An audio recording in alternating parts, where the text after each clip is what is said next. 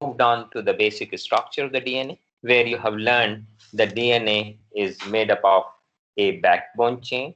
The backbone chain was consisting, we have talked about that backbone chain is a sugar and a phosphate residue. So the chain which we are talking about here is the one where you have this sugar residue, which is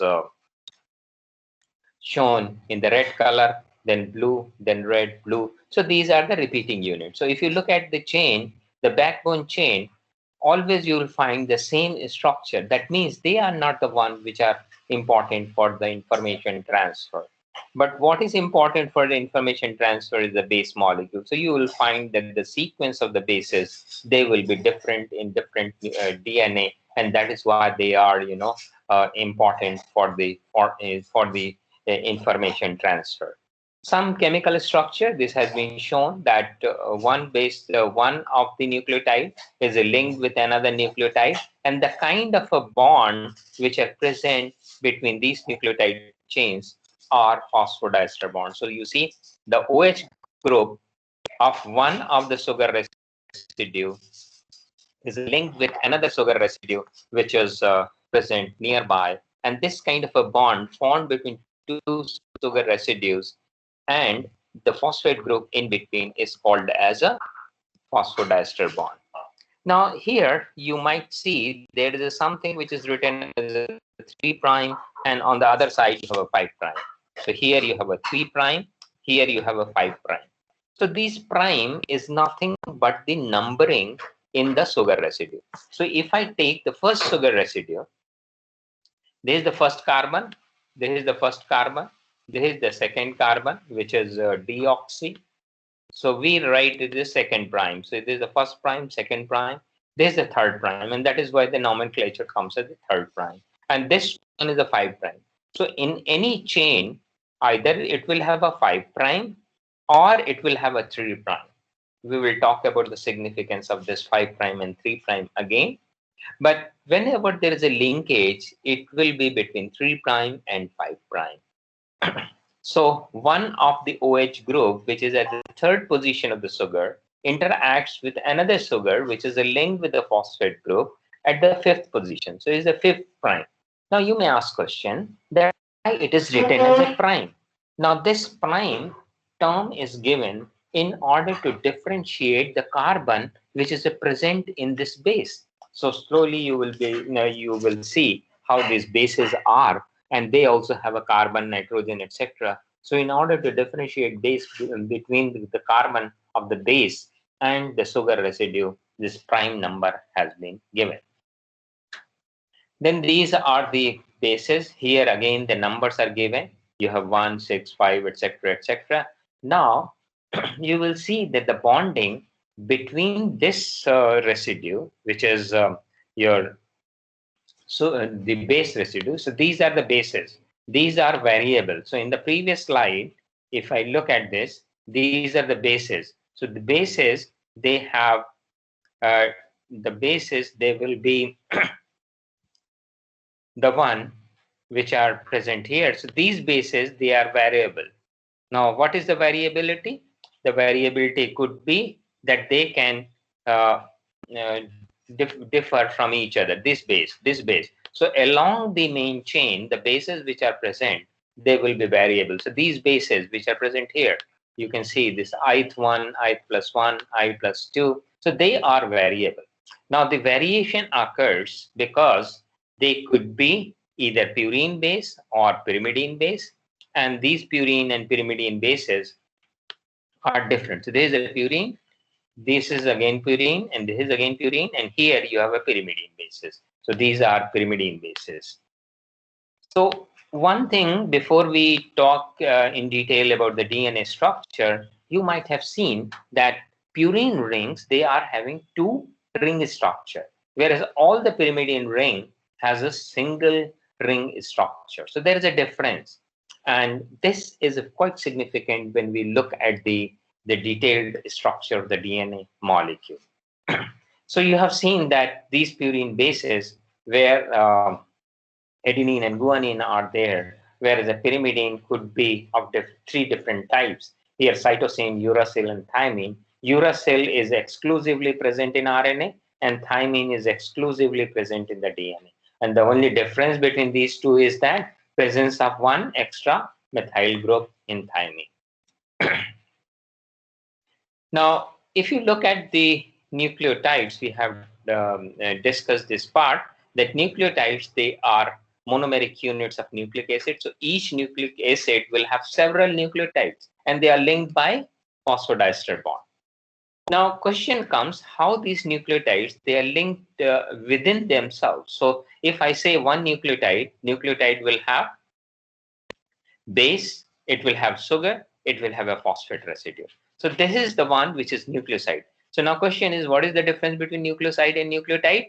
The only difference between nucleoside and nucleotide is that nucleoside does not have a phosphate group. So nothing, if I remove the phosphate group from the nucleotide, it becomes nucleoside. So don't get confused, it is given clearly. And whenever, and why I'm explaining about the nucleoside, because when you look at the abbreviation of the chain, so suppose this is the chain which is given, and I'm writing A, C, G. Now, what is this P refers to? It refers to phosphate. So when I attach A with the P, it becomes nucleotide. If it is just A, it will be nucleoside. So that's the way you have a trinucleotide which is present in the chain of DNA. Now, coming to further detailed structure, there are certain nucleotides. So DNA of virus such as a polyoma, this part we have discussed in the previous class, can cause cancer, and it's as long as 5100 nucleotides. So this gives you some kind of estimate how long DNA chain could be. So smallest organism like viruses, they have 5100 nucleotides. Now, if I look at the human genome, it has a 3 billion nucleotides. Now, it gives you a very unique, understanding that there are huge number of nucleotides. They are arranged to form DNA molecule. Now, here you may ask question that can we have a nucleotide which can have function other than the function to act as a part of a DNA molecule, or as a part of a RNA molecule. So of course they are part of the DNA and RNA molecule, but they are also having other function, and some of these function you can see here. This is a molecule which is a 5' ATP.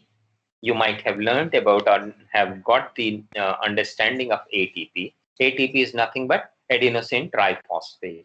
Adenosine is what? Adenosine is one of the bases which we discussed in the previous slide.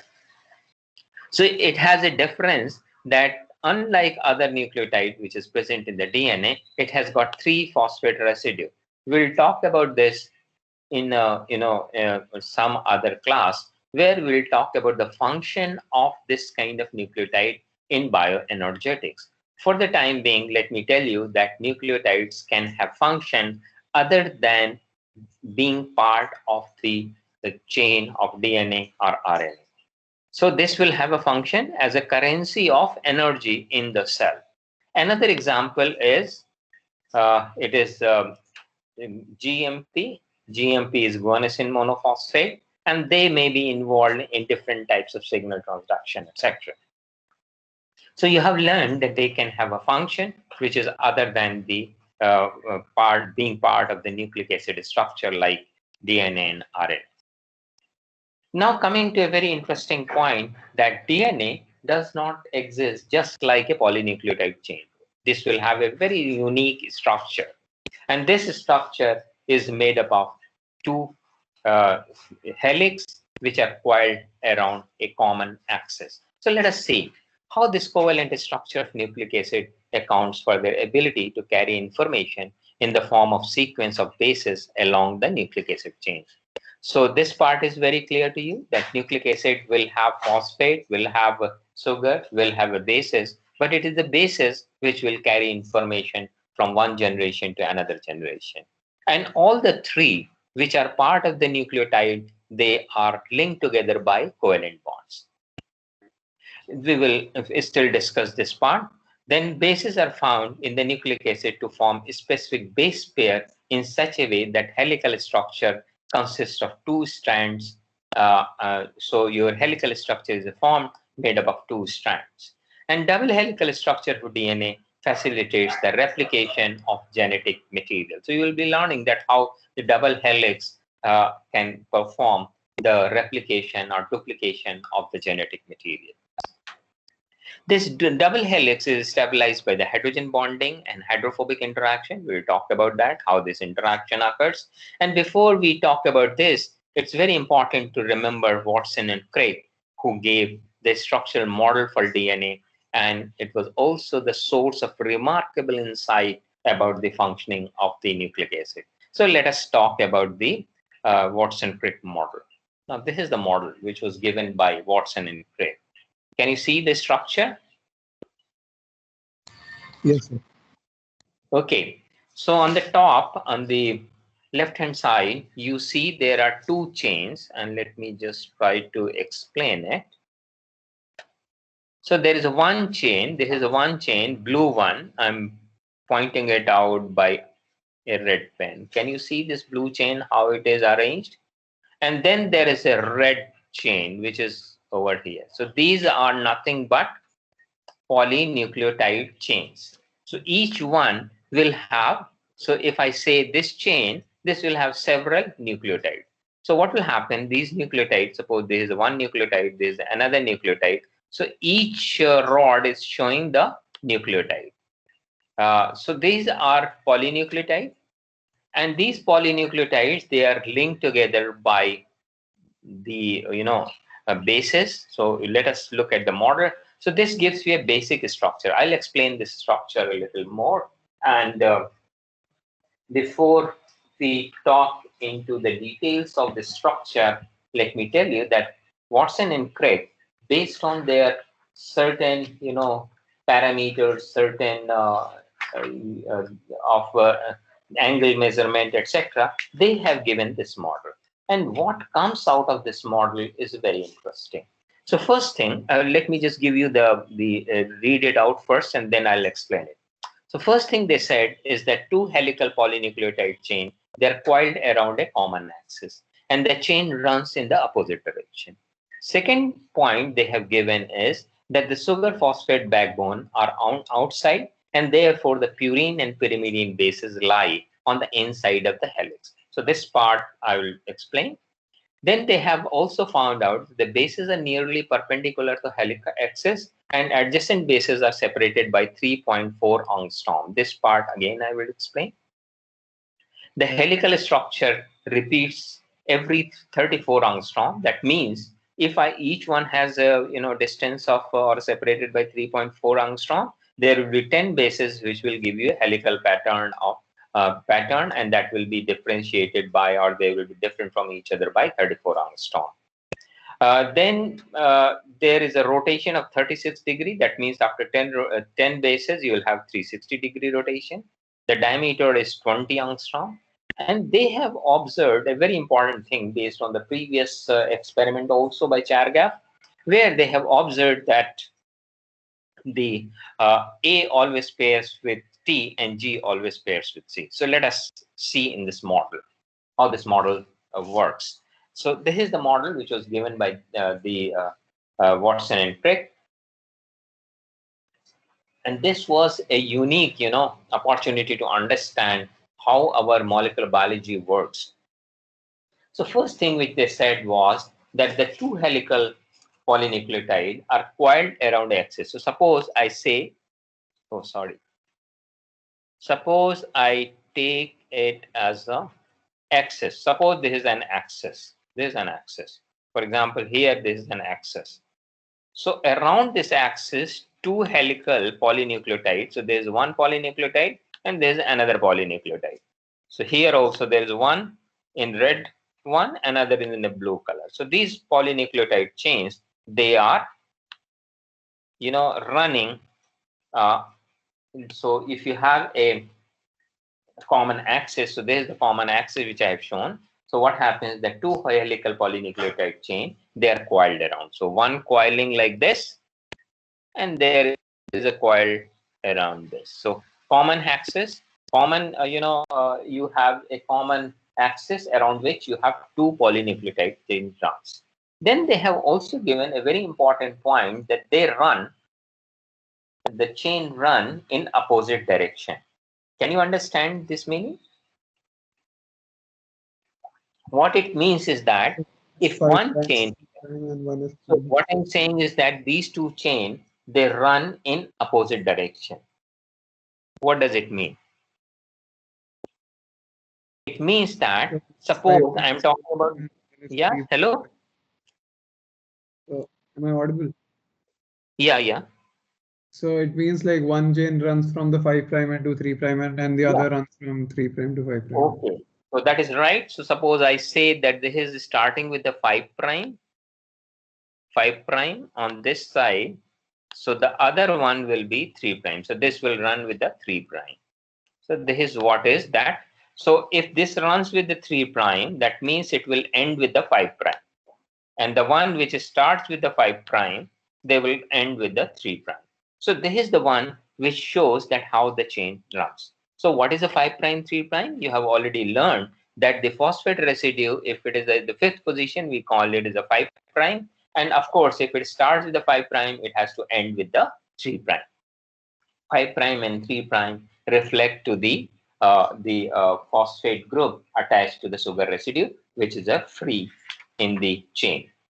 Then second point was, as per Watson Crick, that the sugar phosphate backbones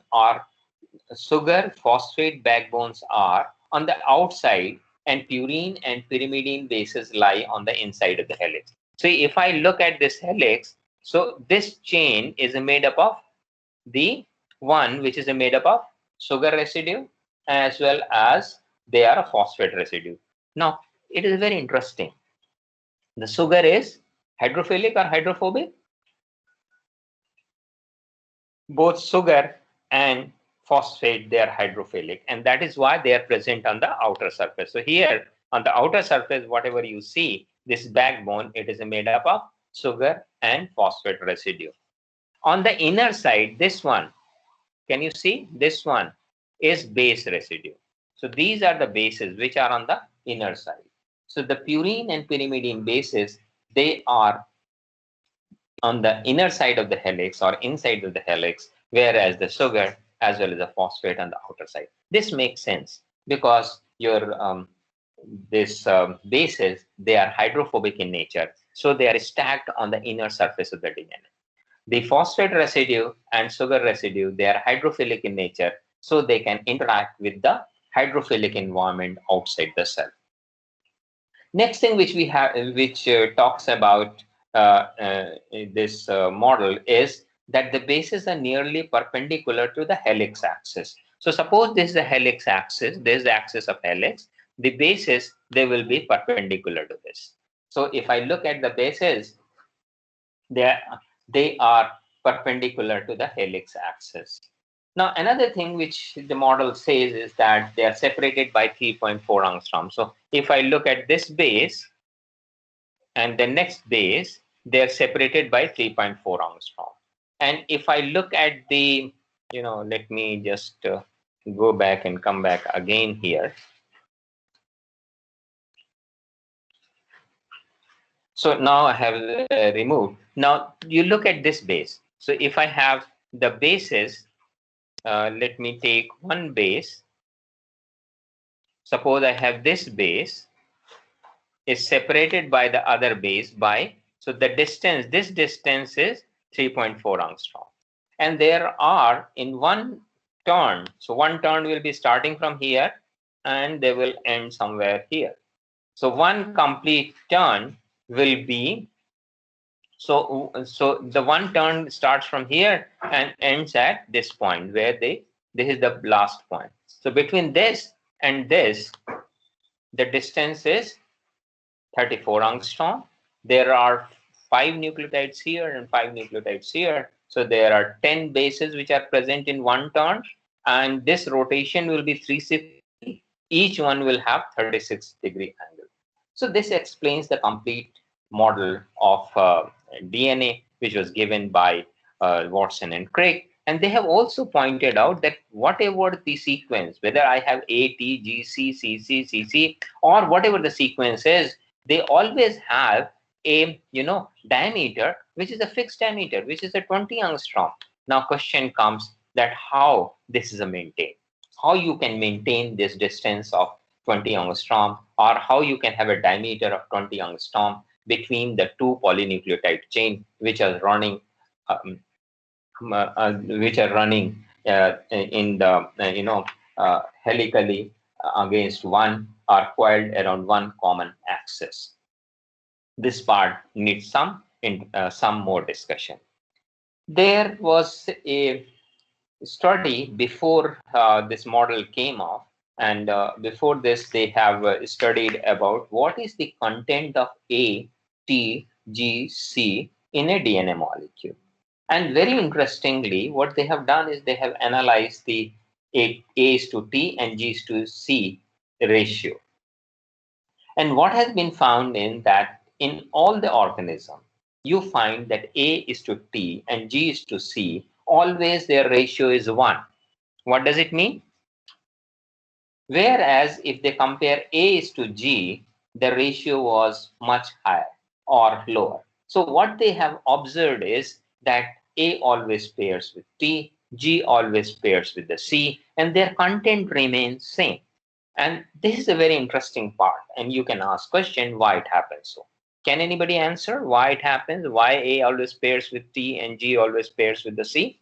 So this is the Watson-Crick model, and you have seen the structure. Now looking at the explanation, if you look at the G, what is a G? What is a G? Guanine, and this guanine is a purine residue, and it pairs. G is guanine, C is a cytosine. This is a cytosine. It has been found that G always pairs with the C and A always pairs with the T. And that is why their content remains same irrespective of the organism from where the DNA has been taken. So you always find G's to C ratio is 1, and if I find A's to T ratio, it is also 1. Now, there are two things which you can answer here. Number one is that why this ratio remains same. That means in any DNA, if one of the strand contains G, the other strand, this is a complementary strand, will always have C.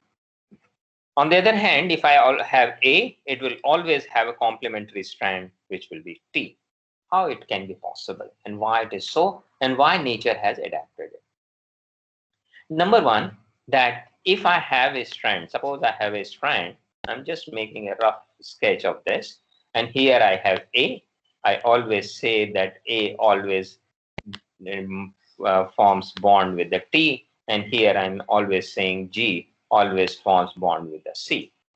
Now, it is very clear that the bonding between A and T and G and C is by hydrogen bond, and GC is attached with each other by 3 hydrogen bond, whereas AT is attached by 2 hydrogen bond.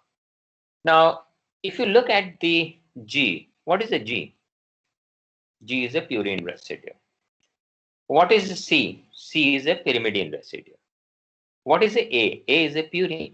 What is a T? T is a pyrimidine. So what you find here is that in broader sense, purine is always paired with pyrimidine. Whether it is a G or A, it will be paired with C or T. So is it clear to you that in pairing, always there is a one purine and there is one pyrimidine? Why it is so? And is it clear to you that, yeah, it is what is happening?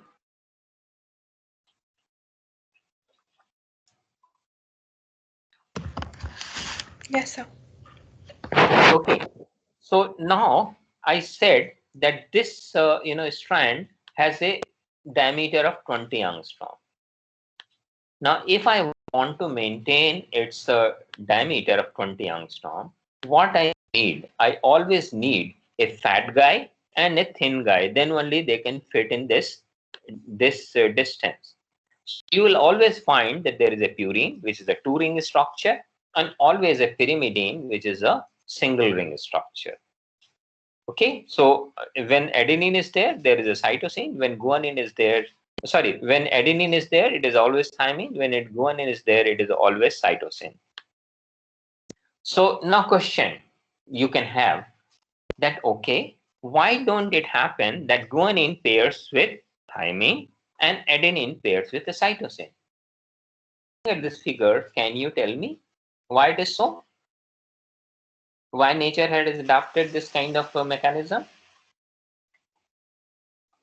Look at the structure which is given. It's self-explanatory.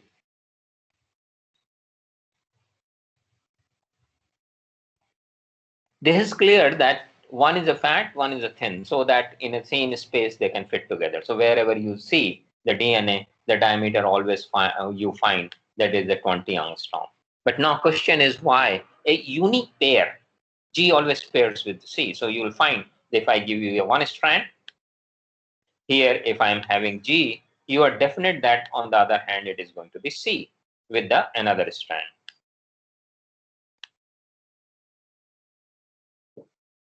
Okay, now look at these two structures. There are dotted lines which are given. So these are the dotted lines. So if I look at the structure of a guanine, I have three places where hydrogen bonding can occur. In two places, it can become as a hydrogen donor, and in one places, it can act as a hydrogen acceptor. So you have three sites where hydrogen bonding can occur. Whereas in adenine, you have two sites where hydrogen bonding can occur. And same thing is true with the cytosine and thymine. So what I mean to say here is, looking at these structure, guanine can have a hydrogen, which is a 3, and adenine can have a maximum number of hydrogen bonding, which is a 2. And same is true with its counterpart, that cytosine can have a 3 hydrogen bonding, whereas a thymine can have a 2 hydrogen bonding. This has been adapted by the nature. Why it is so? That in order to have maximum strength between their interaction, you need maximum number of hydrogen bonding. And because the maximum number is, dependent on the individual structure of these nucleotide bases, and that is why guanine always pairs with the cytosine and thymine always pairs with adenine. Is it clear to you? Have you understood this concept? Yes, sir. Okay. Now let us move on to the another very interesting thing, that how hereditary information can be transferred from one generation to another generation. Now, if I look at the double helix is given over here. So this is the one which is a double helix of the DNA. We have just talked about this double helix. What you see in double helix is that the sequence of bases in one strand precisely determine the sequence of in another strand. So what it means is that if I have a strand, let me try a straight line. If I give a strand where I'm writing A, you can say G, you can say C, you can have T. Now, I can make a very clear picture that if I have the second strand, here first one will complement with the T, so this strand will come as a T. Here you will have C, here you have a G, here you have A. So precise sequence of the nucleotide will be predicted based on whatever is given in one strand. So the sequence of bases on one strand of double helix precisely determines the sequence in the other strand. And it's very important for transferring the information from one generation to another generation. Now we are looking at the separation. So these strands, they can be separated. You will learn that how easily they can be separated. And if they are separated, one strand becomes template. So the separation of double helix into two component chain yields two single stranded template onto which new double helix can be constructed. So suppose this is a parental strand, it will be separated into two strands. I am not using the correct pen. Let me just come back and use the correct pen. So suppose I am starting with this structure.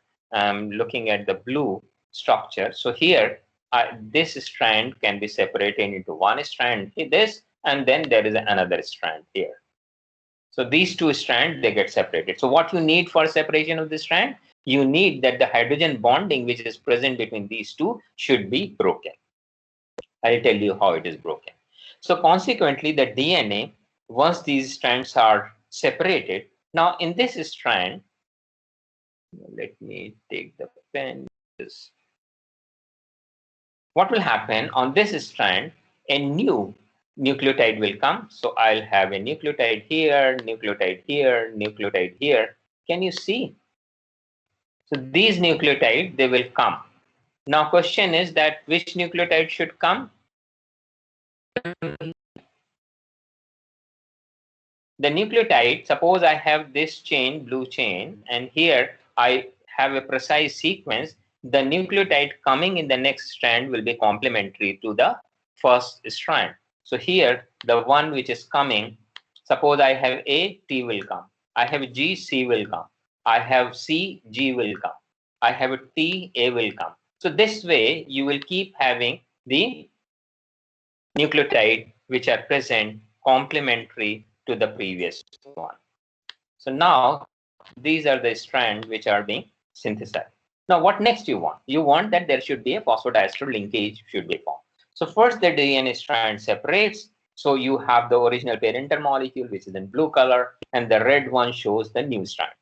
So it has been found that the DNA is replicated one of the chain of each daughter molecule. So this one, blue color parent and red color daughter.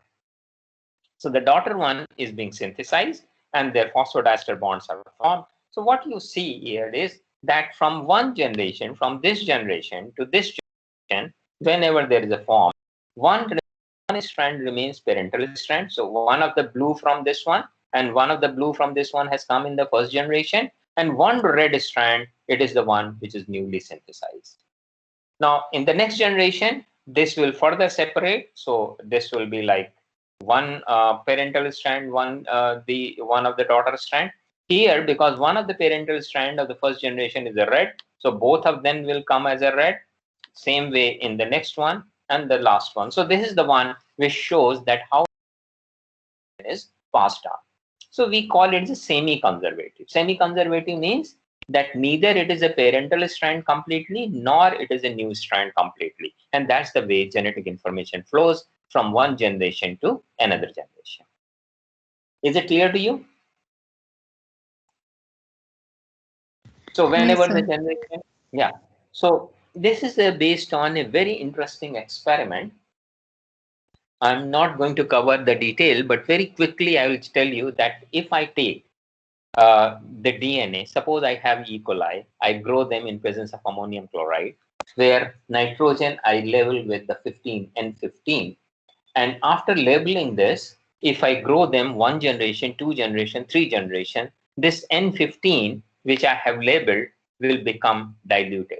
And that is the way based on their separation pattern. So you can have N15, which I can say, which is labeled and which is a part of the parental genome. And if I take them, grow them in N15 initially, wash them off, and then I grow them, the daughter strand, I grow them nothing but ammonium chloride solution, which acts as a nitrogen source for the growth of the organism.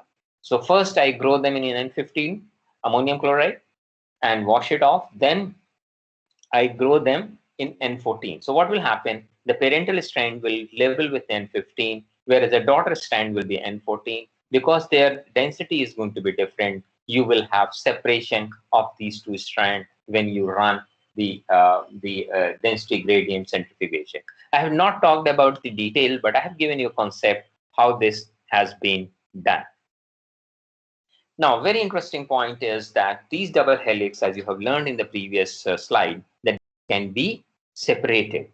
Now, the question is, can we do it theoretically? Can we do it experimentally? Answer is yes, they can be separated because the energy involved in holding these two is very, very low. The hydrogen bonds, as you have learned, they're weak bonds. You have learned that they have 1 to 5 kilocalorie. So this energy can be, broken with a slight change in the environment. For example, if I heat it a little bit, the strand will separate out. So this experiment has been done, and it has a really great significance. The thing you can learn over here is that DNA replication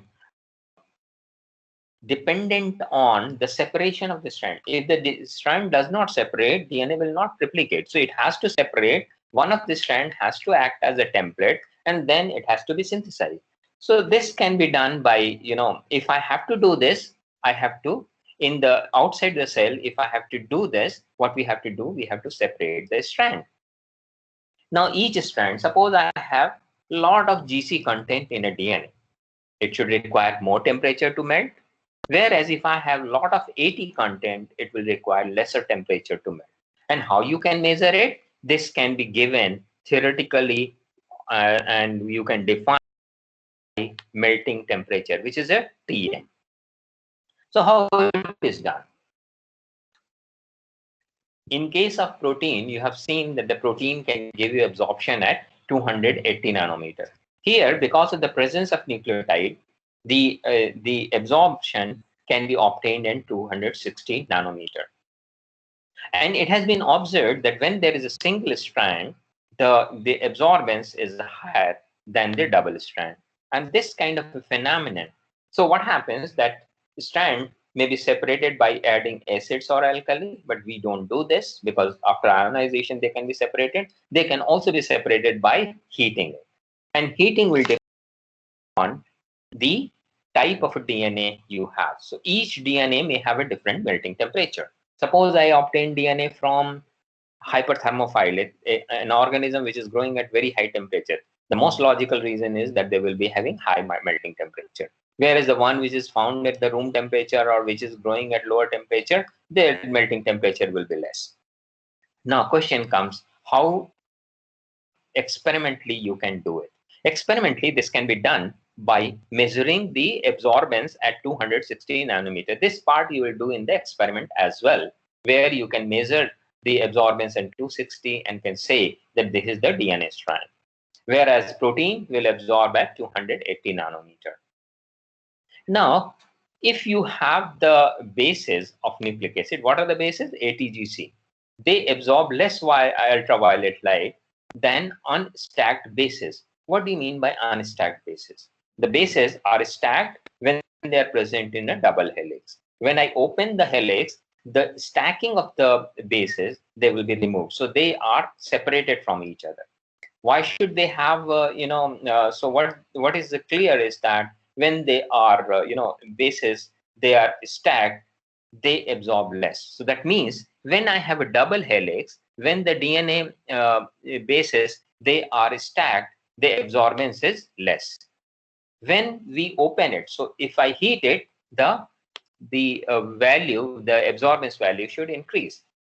And it has been found that here in this right hand side, you see as we increase the temperature, uh, they will keep on melting, and the absorbance keeps on increasing. So what you do is that you see when the absorbance is not increasing, what is the temperature at which absorbance stops increasing, and this temperature is somewhere here. Here it has melted. Now what you do is that you take half of this, whatever the value it is, you take the half value of this, and that is where you see 50% DNA is melted and 50% is not melted. And this is taken as a TM.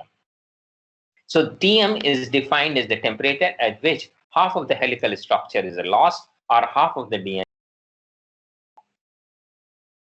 Is this concept clear to you? So DNA normally in the cell remains in the double helix. If you heat them, they become open. There is their double helix opens up, and that is what happens when you heat the DNA molecule, and it will depend on the DNA's base pair, which type of how much adenine or how much guanine content is there. So if I give you the content of adenine, can you find out the content of cytosine? Okay, we will talk about this. Then second thing is that If I heat it, now I melt it. After melting, what can happen? As soon as the temperature comes below the Tm, they will start, binding together. So the binding or of the double helix DNA will depend on the melting temperature and at what temperature we are keeping the DNA. Now you may ask question, what happens inside the cell? Whether they are heated to separate before the DNA duplicates? Answer is no. What happens that there is an enzyme called as a helicase, and this helicase enzyme is the one which is responsible for the opening up of the DNA chain. So this is a very important thing, that inside the cell you do not heat the DNA to melt them, to duplicate them, but in case you are doing experiment and you have to make the duplicates of the DNA, or if you want to make another chain of the DNA, you need to heat them. And this is what you will learn, that whenever the polymerase chain reaction, which is done, PCR reaction, which is done, you will find DNA is melted and then annealed. So once the DNA is opened, the complementary strand is formed, and then they are melted so that the enzyme can make them in a longer polynucleotide chain. Now there are some exceptions than the one which I have discussed. Some of the DNA molecules, they are circular or supercoiled. The we will discuss about the plasmid, etc., or in the another class. And the double helix can also exist as a twisted or in the form of superhelix. Now this supercoiled DNA has a more compact shape, and it has a biological significance because supercoiling may hinder or favor the capacity of a double helix to unbind and thereby affect the interaction between DNA and other molecules. So presence of DNA in a supercoiled structure is one thing, is that it is a topographically important, that it makes a compact shape. And second thing is that it gives the capacity of the DNA double helix to unwind and thereby interact with the DNA and other molecules. So we are talking about DNA-DNA interaction, DNA-protein interaction, and so on. Then if question comes, if the nucleic acid is present in the single strand, as you will see that RNA molecules are a single stranded molecule, it is possible that they can fold back and form a well-defined structure. So even in RNA, you will find that this kind of a structure is being formed.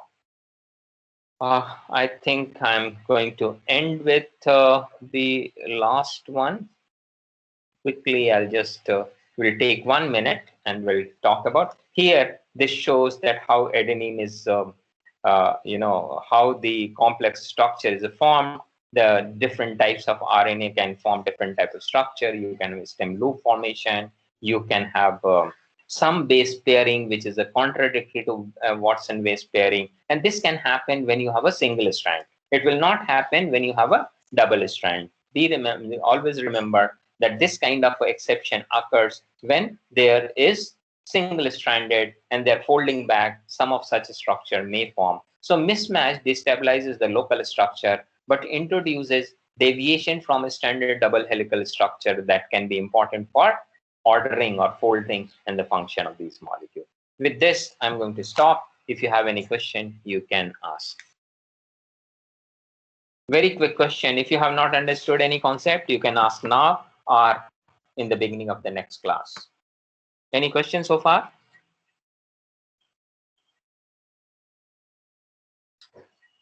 If there is a no question, I'm going to sign off. Okay, thank you. Thank you, sir. Thank you, sir.